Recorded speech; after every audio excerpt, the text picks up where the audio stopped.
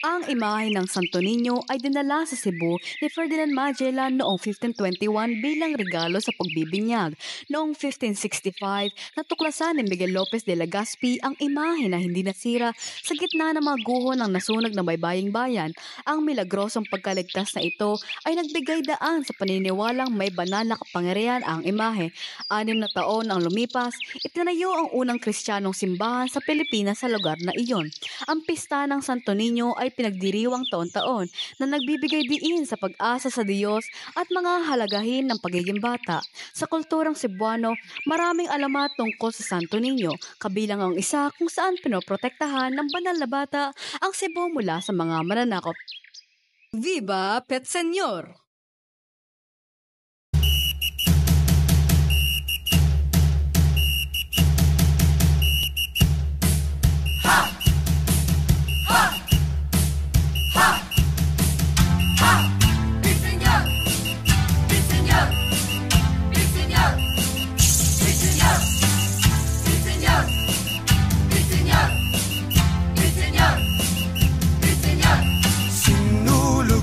Isagit ug kusog Bitsinyo, bitsinyo Tanan magsahulog Sinulog Isagit ug kusog Bitsinyo, bitsinyo Tanan magsahulog Sinulog Senyor, kang lolo kini Senyor, kang lola kini Sinulog Senyor, kang nanay kini Senyor, kang nanay kini Sugdan ni Balaghay Maoy atong dungog Sayo nga gipali sa paglihok sa sulog Pangadji o panampit alang sa Santo Niño Ihalad ang kinabuhi aron malipay pang Ginoo Sinulog, isagit o kusog Bitsinyo, bitsinyo Tanan magsaulog Sinulog, isagit o kusog Bitsinyo, bitsinyo Tanan magsaulog Sinulog Senyor, kang manoy kini Senyor, kang manoy kini Sinulog Senyor, kang iyo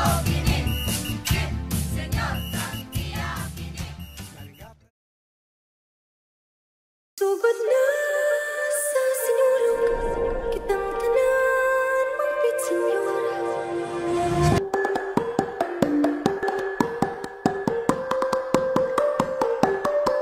Sugod na sa sinulog Kitang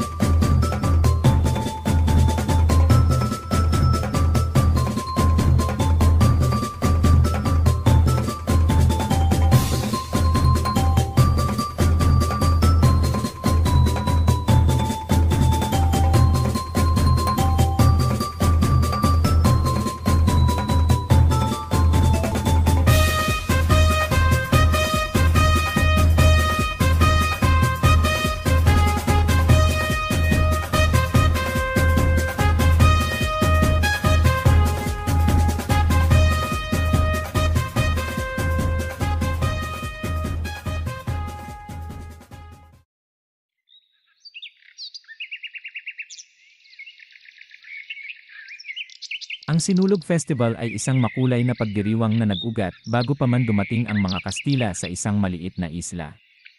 Dito, ang mga sinaunang tao ay may malalim na debosyon sa Santo Niño. Isang araw, isang malakas na bagyo ang sumalanta sa kanilang lugar, ngunit sa gitna ng unos, isang imahen ng Santo Niño ang lumitaw, na nagbigay ng pag-asa sa mga tao. Bilang pasasalamat, nagsimula silang magsagawa ng isang espesyal na sayaw, ang sinulog, na sumasalamin sa pagdaloy ng tubig at kanilang mga pagsubok. Sa paglipas ng panahon, ang sinulog ay lumago at naging isang malaking pagdiriwang na nagpapahayag ng pananampalataya at pasasalamat sa Santo Niño na nag-ugnay sa mga tao sa Cebu at sa buong mundo.